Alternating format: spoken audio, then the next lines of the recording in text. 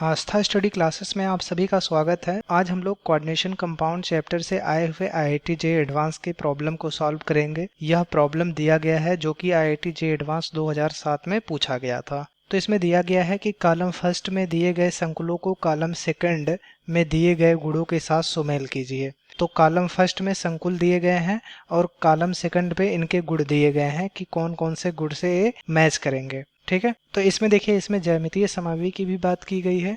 तो सबसे पहले हम लोग ज्यामितीय समावेश से रिलेटेड कुछ इम्पोर्टेंट पॉइंट नोट कर लेते हैं।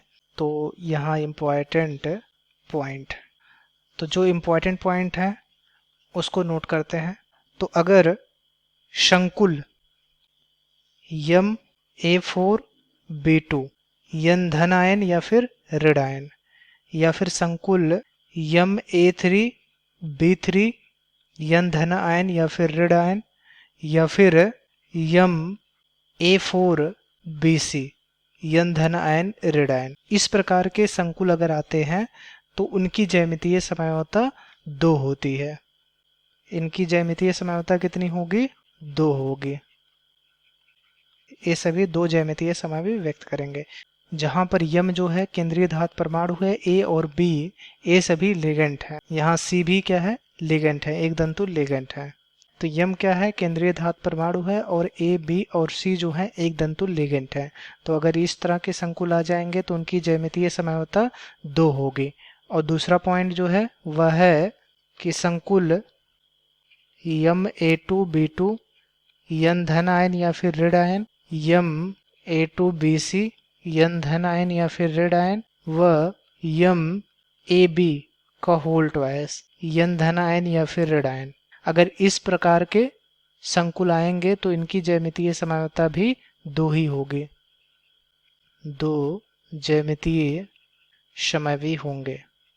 ठीक है, तो अगर यम A2B2 यन धन आयन या फिर ऋण आयन, या फिर यम A2BC यन धन आयन या फिर ऋण आयन, या फिर यम AB का होल ट्वाइस यन धन आयन या फिर ऋण आयन प्रकार के संकुल हो तो उनकी भी ज्यामितीय समयोता 2 ही होगी। और यहाँ जो AB दिया गया है वह असम्मित द्विदंतुर लिगेंड है। असम्मित द्विदंतुर लिगेंड है।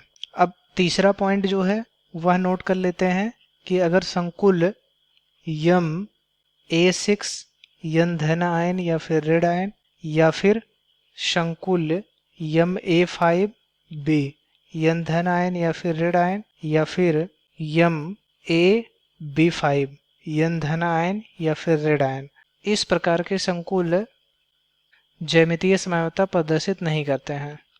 ज्यामितीय समयोता प्रदर्शित नहीं करते हैं। ठीक है, तो अगर इस टाइप के संकुल होंगे तो ये सभी संकुल ज्यामितीय समयोता प्रदर्शित नहीं करेंगे। तो अब हमारा जो कॉलम फर्स्ट था उसमें जो ए नंबर का संकुल दिया गया है उसकी बात हम लोग कर लेते हैं। तो ए नंबर का संकुल जो था वह दिया गया है CONH3 का होल टेट्रा, H2O का होल ट्वाइस, Cl2। तो अगर इसको तोड़ेंगे तो यह कुछ इस तरह से आ जाएगा। CONH3 का होल टेट्रा, H2O का होल ट्वाइस, धन 2 Cl ऋण आयन, और यहाँ इस पूरे संकुल पे 2 धन आएगा। यहाँ 2 ऋण आयन आया तो इस पूरे संकुल पे 2 धन आयन आएंगे। अब ये जो संकुल प्राप्त हो रहा है वह कुछ इस तरह से है। यहाँ इसको अगर यम मान लेते हैं, एक केंद्रीय धातु परमाणु है, और NH3 एक दंतुल लिगेंड है, इसको ये मान लें, और इसको अगर B मान लें, H2O जो है यह भी एक दंतुल लिगेंड है, इसको अगर B मान लें, तब यह कुछ इस तरह से होगा यम A4B2 और पूरे संकुल पे 2 धन आयन लगे हैं। अब ये जो संकुल है कुछ इस तरह से दिख रहा है। ये जो संकुल है वो यहाँ देखिए इस वाले संकुल के साथ मैच कर रहा है, और इस टाइप के संकुल की ज्यामितीय समयोता 2 होती है। तो ये जो संकुल होगा इसकी ज्यामितीय समयोता 2 होगी। 2 ज्यामितीय समयवी होंगे। तो इस संकुल के 2 ज्यामितीय समयवी होंगे। अब देखिए ये जो पूरा पार्ट प्राप्त हो रहा है इसको यहाँ लिख लेते हैं। CONH3 का होल टेट्रा, H2O का होल ट्वाइस, पूरे संकुल पे 2 धन आयन। इसमें CO केंद्रीय धातु परमाणु है, तो माना CO की ऑक्सीकरण संख्या x है, तब यक्स धन 4 गुणे NH3 की ऑक्सीकरण संख्या 0 होती है क्योंकि यह उदासीन लिगेंड होता है। इसी प्रकार से धन 2 गुणे H2O भी जो है उदासीन लिगेंड होता है, इसकी भी ऑक्सीकरण संख्या 0 होती है। ठीक है, और पूरे संकुल पे 2 धन आयन लगा हुआ है, इसलिए बराबर धन 2 हो जाएगा। तो ये आ जाएगा यक्स बराबर धन 2। तो CO की ऑक्सीकरण संख्या धन 2 निकल गई। ठीक, अब CO का इलेक्ट्रॉनिक विन्यास कर लेंगे। तो CO इसका परमाणु क्रमांक 27 होता है। CO जो है यहाँ पर कोबाल्ट को कहते हैं। तो कोबाल्ट का इलेक्ट्रॉनिक विन्यास यह होगा आर्गन 3d 4s 4p। यह 18 इलेक्ट्रॉनों को एक साथ व्यक्त कर दिया है और यहाँ 2 इलेक्ट्रॉन, तो 18 और 2 20 हो गए। बाकी बचे 7 इलेक्ट्रॉन इसमें चले आएंगे और यहाँ पर कोई भी इलेक्ट्रॉन नहीं होगा। अब देखिए इसकी ऑक्सीकरण संख्या धन 2 आया है, इसलिए CO धन 2 का इलेक्ट्रॉनिक विन्यास कर लेंगे। इलेक्ट्रॉनिक विन्यास तो ये होगा आर्गन धन 2 का मतलब होता है 2 इलेक्ट्रॉन निकल गए। तो यहाँ देखिए 2 इलेक्ट्रॉन यहाँ से निकल जाएंगे, तो ये हो जाएगा 3d 7 4s में कोई भी इलेक्ट्रॉन नहीं, 4p में भी कोई इलेक्ट्रॉन नहीं। ठीक है, अब इसको कक्षकों में भर लेते हैं। तो ये 3d कक्षक है। 3d कक्षक में कक्षकों की संख्या 5 होगी और 4s में एक ही कक्षक होगा और 4p में कक्षकों की संख्या 3 होगी। ठीक है, तो इसमें इलेक्ट्रॉनों को भर लेते हैं। तो 7 इलेक्ट्रॉन है, तो पहले एक एक इलेक्ट्रॉनों को भरेंगे हुंड के नियमानुसार, उसके बाद इसका युग्मन कराएंगे। तो 6 और 1 7 हो गया। अब देखिए यहाँ NH3 जो है और H2O दोनों ही दुर्बल लिगेंड की तरह कार्य करेंगे, अतः इलेक्ट्रॉनों का युग्मन नहीं हो पाएगा। युग्मन नहीं हो पाएगा। H2O तो दुर्बल लिगेंड होता है, मगर NH3 जो है दुर्बल लिगेंड की तरह क्यों कार्य कर रहा है? तो देखिए NH3 जो है अपवाद में आता है। अगर कोबाल्ट की ऑक्सीकरण संख्या धन 3 होती या फिर 3 से अधिक होती तो वहां पर NH3 प्रबल लिगेंड की तरह कार्य करता, मगर यहाँ पर कोबाल्ट की ऑक्सीकरण संख्या धन 2 है। तो अगर केंद्रीय धातु परमाणु की ऑक्सीकरण संख्या धन 2 हो या फिर धन 2 से कम हो तो वहां पर NH3 जो है दुर्बल लिगेंड की तरह कार्य करेगा। तो यहाँ चूंकि कोबाल्ट जो है इसकी ऑक्सीकरण संख्या धन 2 आया है, इसलिए NH3 यहाँ पर दुर्बल लिगेंड की तरह कार्य कर रहा है। ठीक, तो यहाँ इलेक्ट्रॉनों का युग्मन नहीं हो पाएगा। तब देखिए क्या होगा, ये 3d है, ये 4s है और ये 4p है। इसमें 5 कक्षक होंगे, इसमें 3 कक्षक होंगे। 4d भी बना लेते हैं, उसकी भी जरूरत पड़ेगी यहाँ पर। 4d में भी 5 कक्षक होंगे। इलेक्ट्रॉनों का युग्मन हो नहीं रहा है तो ये पूरा ऐसे ही आ जाएगा। अब बाकी जो खाली कक्षक बचे हैं वहां पर लिगेंड के इलेक्ट्रॉन युग्म बैठ जाएंगे।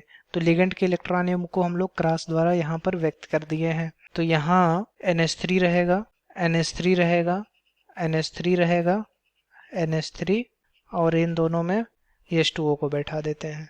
तो यहाँ पर देखिए लिगेंड जो है एक यस कक्षक ले रहे हैं, 3 p कक्षक ले रहे हैं और 2 d कक्षक ले रहे हैं, तो इसका संकरण sp3d2 होगा। अब यहाँ देखिए अयुग्मित इलेक्ट्रॉनों की संख्या 3 है।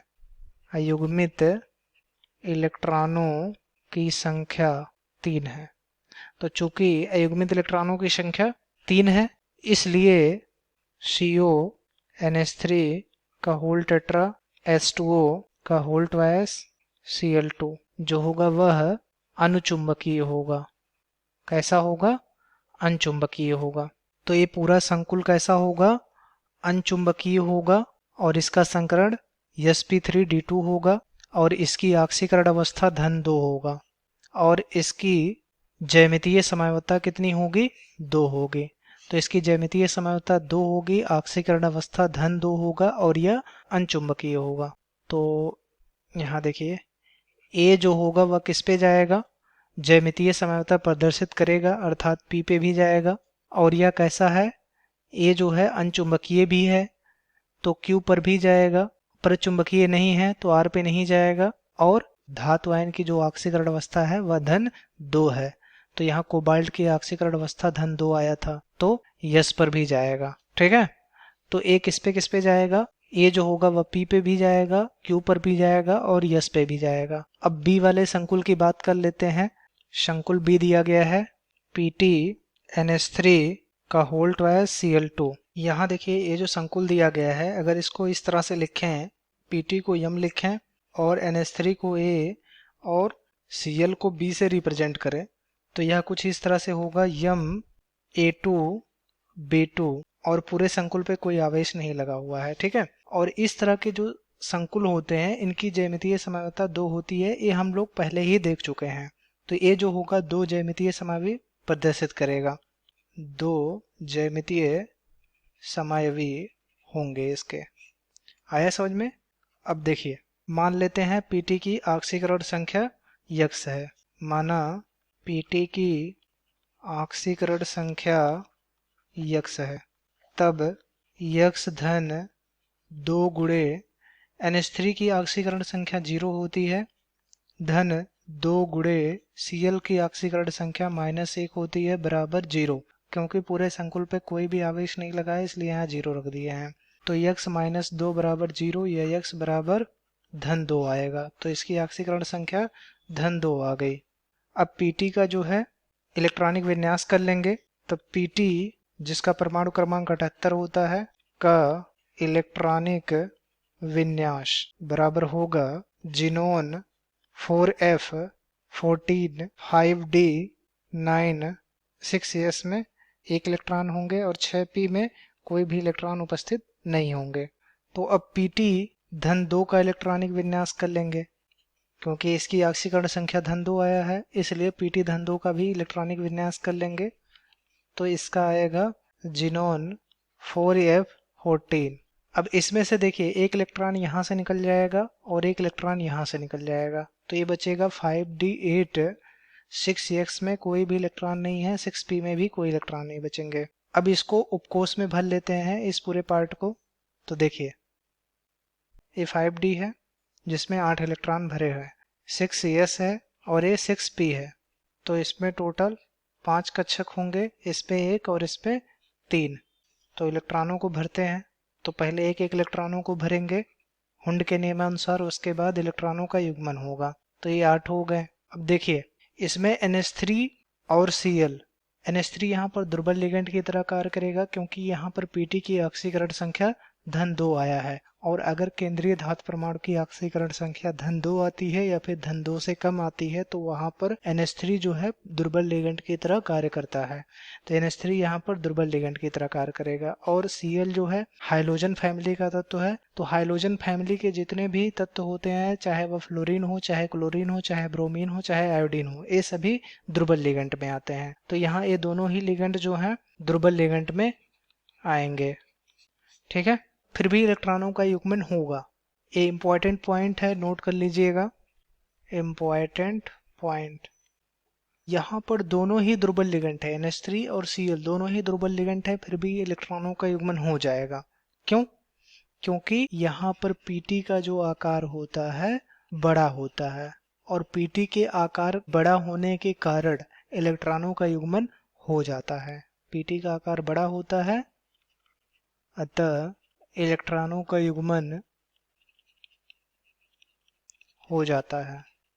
देखिए इलेक्ट्रॉनों का युग्मन के लिए लिगेंड भी और केंद्रीय धातु परमाणु दोनों ही जिम्मेदार होते हैं।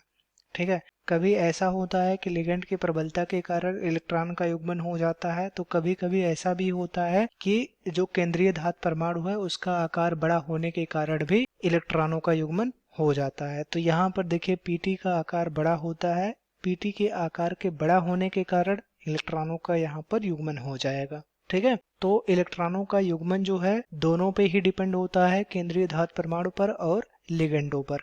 तो अगर लिगेंड जो है प्रबल होगा तब भी इलेक्ट्रॉन का युग्मन हो जाएगा, और अगर केंद्रीय धातु परमाणु का आकार बड़ा हो तब भी इलेक्ट्रॉनों का युग्मन हो जाता है।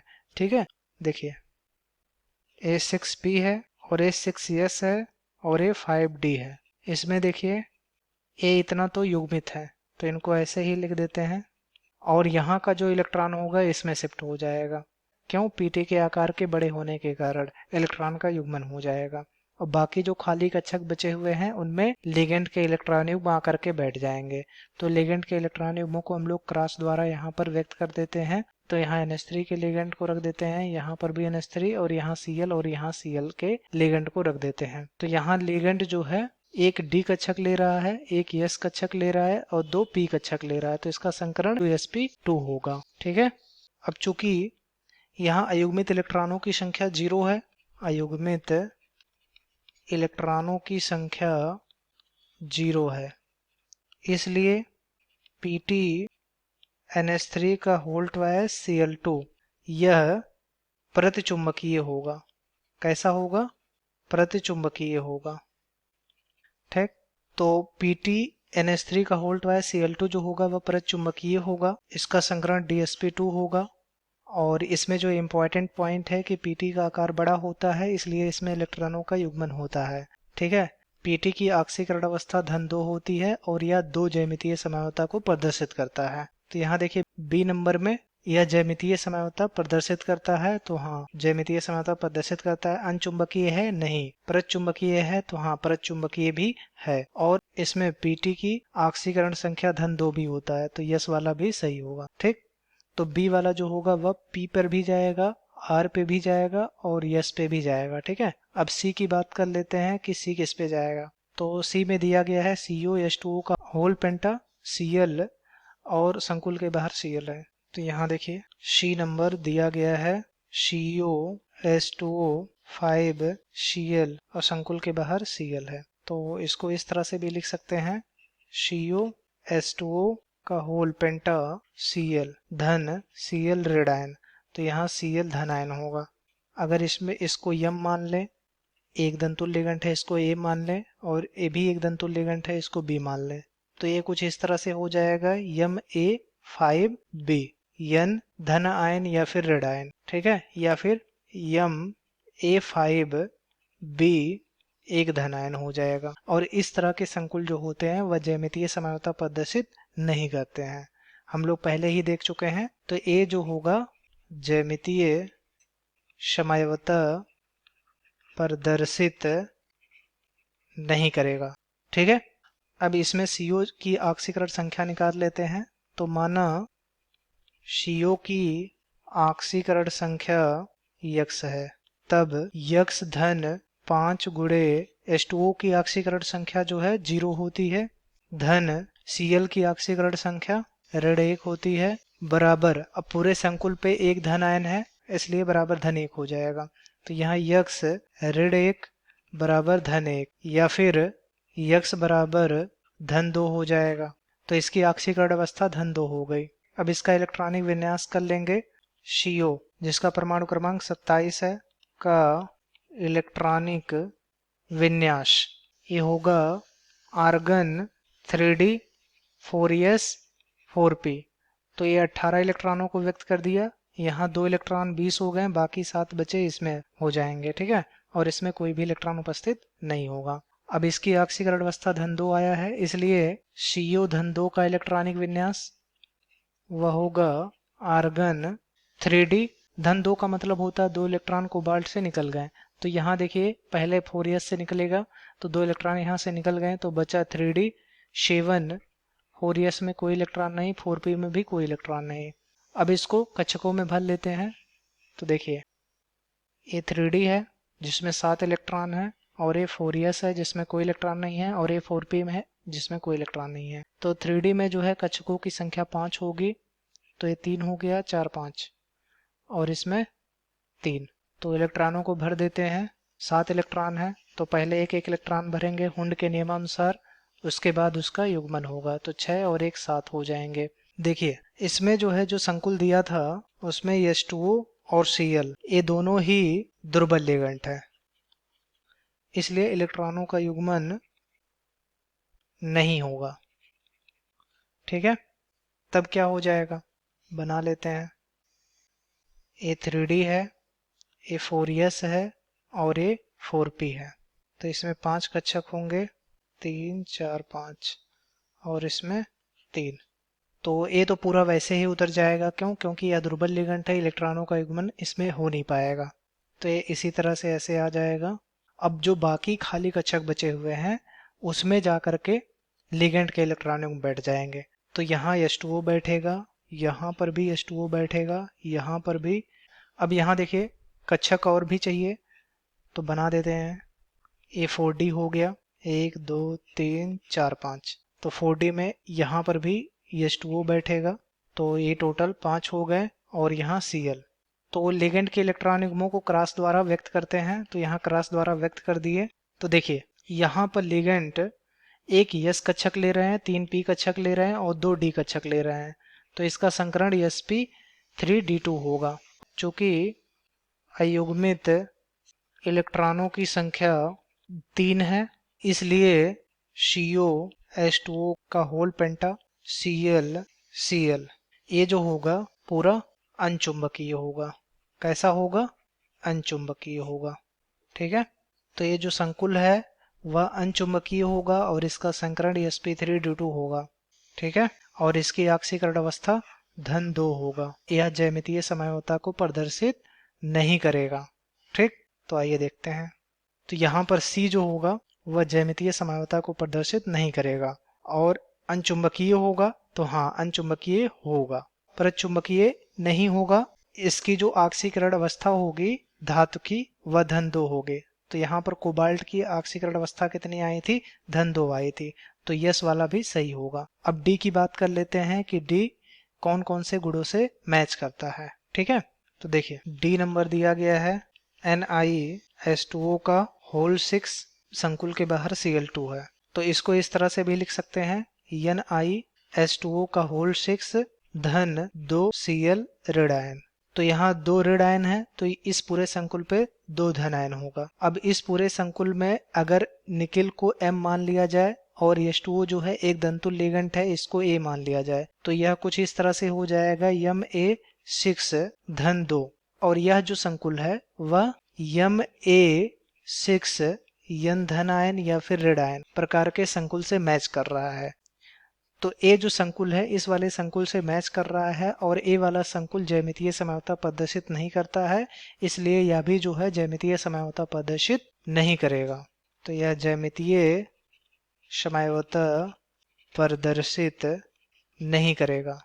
ठीक, क्यों? क्योंकि इस तरह के जो संकुल होते हैं वो ज्यामितीय समझौता प्रदर्शित नहीं करते हैं। तो यह भी जो होगा पूरा वह ज्यामितीय समझौता प्रदर्शित नहीं करेगा।